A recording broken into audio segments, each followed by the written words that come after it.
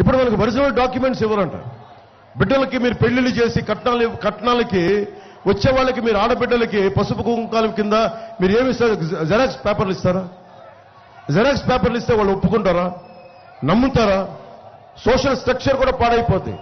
ఇప్పుడు జగన్ ఏదైనా నిజంగా నిజాయితీ పరుడు అనుకుంటే ప్రతి ఆస్తిని తనఖా పెట్టాడు.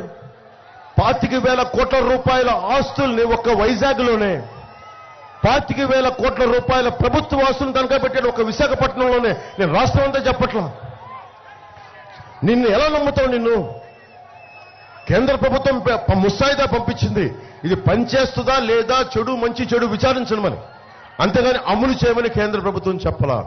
ఒకవేళ కేంద్ర ప్రభుత్వం చెప్పినా కానీ మనం మాట్లాడుకుంటాం, ప్రజలను అడుగుతాం, ఆంధ్రప్రదేశ్ ప్రజలను అడుగుతాం, ఇది మీకు నచ్చిందా లేదా అంటే మీరు నచ్చనప్పుడు ఏం చెప్తాం?